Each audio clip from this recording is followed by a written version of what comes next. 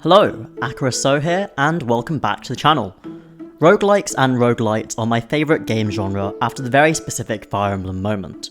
From the entirely turn-based dungeon crawling types, like the easy, gameplay loop kinda lacking Pokémon Mystery Dungeon games, and their older sibling, with much better gameplay, Shiren the Wanderer, to games that incorporate additional elements such as the rhythm game Crypto the Necrodancer, deck builder Slay the Spire, and straight-up action game Hades.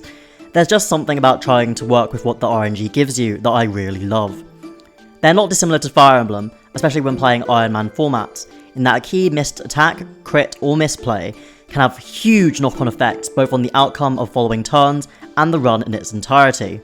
So today, we're going to be doing a review of a fan game that combines my enjoyment of roguelite and Fire Emblem, Lord Tweed's Embrace of the Fog. First of all, what is the premise and structure of a playthrough of Embrace of the Fog? Embrace of the Fog follows silent, amnesiac protagonist LT in her goal to conquer the challenges posed by the ever-changing fog of war not included. This is not, however, a journey that can be easily made alone, and so she must rely on random units she can summon both at the home base and at camps during each run. These aren't just any random units though. Each one is drawn from a pool of around 230 and counting unique units submitted by the Fire Emblem community, each with their own skills and gimmicks. In and of itself, the premise sounds fairly simple. The influence of some other roguelikes, especially Slay the Spire, can be very clearly felt, such as in the run structure, with multiple acts, elite fights, and choice of nodes. Still, the way that these ideas interact with and work off of traditional FE mechanics makes this project truly special. Where Embrace of the Fog excels is in its scale, replayability, and complexity. The sheer number of units available and their various skills means that there's always something new to try. Many are the creations of people with their own fan projects, including Sigma Raven of Server 72, Rivian of Cerulean Coast, and Archebias of Double or Nothing, so you may see some familiar faces. This extends outside of even FE Universe projects, with several units based on characters and classes from other series. In addition, the fact that each unit requires Master Seals to upgrade, which are mostly obtained by having units participate in boss battles they haven't previously, further incentivizes experimentation and attempts to find a synergy between different units. Do you want to bring the entire chessboard with you? That's something you can do. Why not run a team based around a specific affinity or status effect? Teams built around specific carries can work too, and even teams that take advantage of unit deaths. And of course, there are always meme options too. For example, one of my personal favourite units is Autumn, who summons an enemy nightmare with a random aura skill from among the playable cast at the start of each map, and summons up to 2 more per map following any player phase interaction she has with a non-nightmare. While this means that she's often an active liability at the start of a chapter, with a misclick early on, she can summon an enemy capable of wiping your run. The number of strong skills that she can pick up gives her the potential to be an amazing support unit who I always enjoy using. This is a great example of how, even when deploying with the same units, there can be a ton of variation within different runs due to all the different items, weapons, and events available, as well as different units showing up along the way at camps. There are further ways of customizing the game as well, which unlock as you progress further through the game. For example, after a certain point, you can inherit certain skills onto other units through the wardrobe in the hub. There are some wild potential combinations and resourcing flexes that can be pulled off, which can be greatly enjoyable to theorycraft and implement. Then, after completing your first full run, you can turn on difficulty modifiers, such as a turn limit for an entire run, giving enemies access to powerful effects, or increasing the difficulty of each act's elite, trial, and boss fights. In addition to increasing the enemies' levels, and therefore their stats, many of these can greatly affect the way you approach individual maps and each attempt as a whole.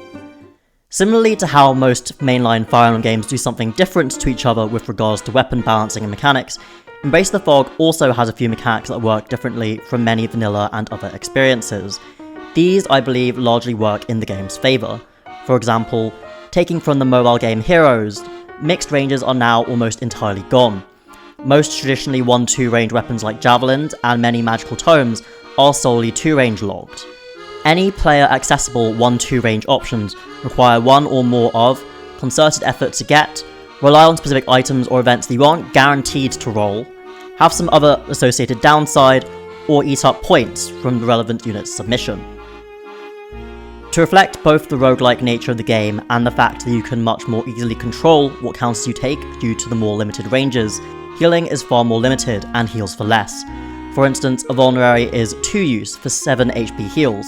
Healing staves have far fewer uses than in vanilla and don't scale their healing based off of the user's magic.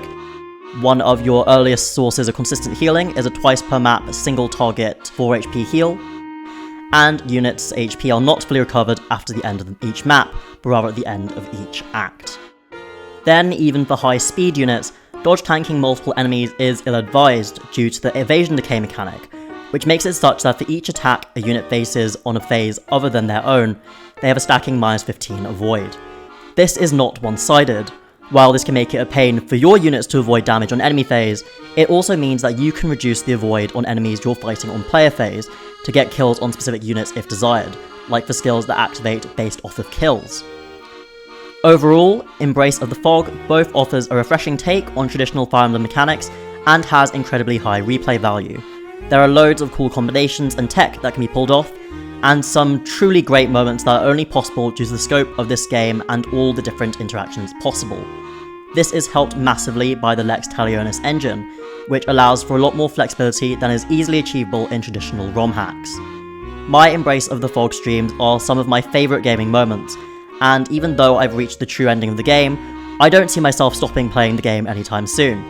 And that's ignoring the fact that the game is still being developed, with version 1.1 having recently been released as the time of writing this script.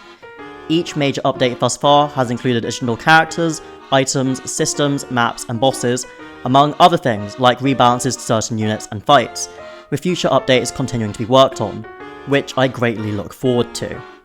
Of course, while there's no shortage of content, there are some reasons why Embrace of the Fog may not work for you. Firstly, it's a huge commitment to try and unlock all of the units and various upgrades, both for the units themselves and for other meta progression aspects, such as increased experience gains and more options available in shop nodes.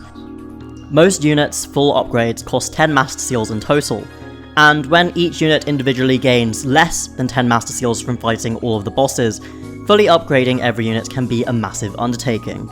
And that's after the effort that can be required to permanently unlock every playable unit in the first place. Then, with this many units, skills, and effects, there can be a steep learning curve, and definitely lots of reading.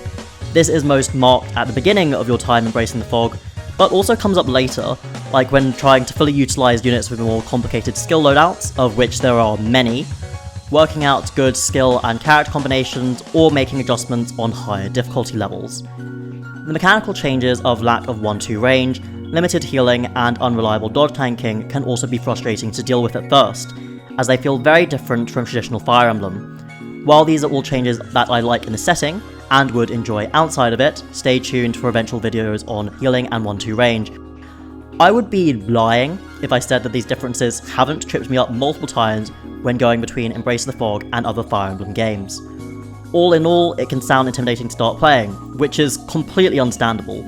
So if you prefer a simpler way to experience Fire Emblem in roguelike style, you may be more interested in checking out DH's Hedge's Quest, which has you control only a singular unit, or Fluxney's Illusory Dungeon, which I played a beta release of on the channel and has a far less complex cast with no skills, for a more traditional GBA experience. Still, I would like to reassure anyone who is feeling this way that the game does ease you into it all.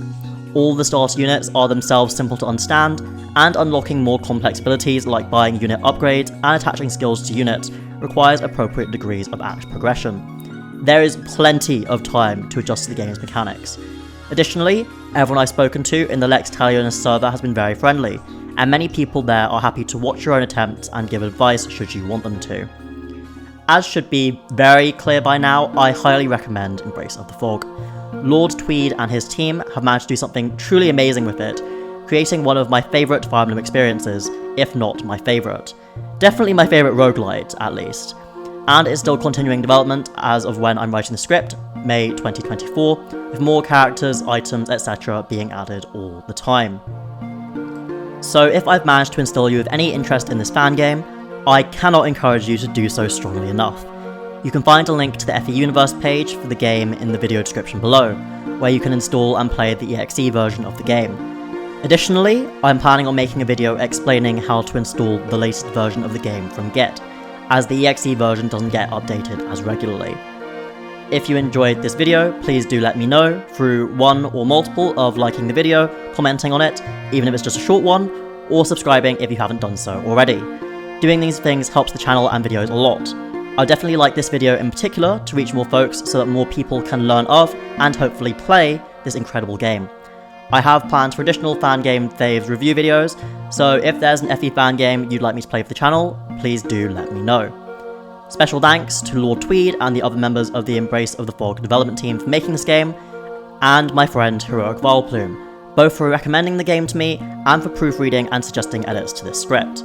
And of course, thanks to you for watching. I hope you enjoyed the video and see you next time. Until then, have a good one.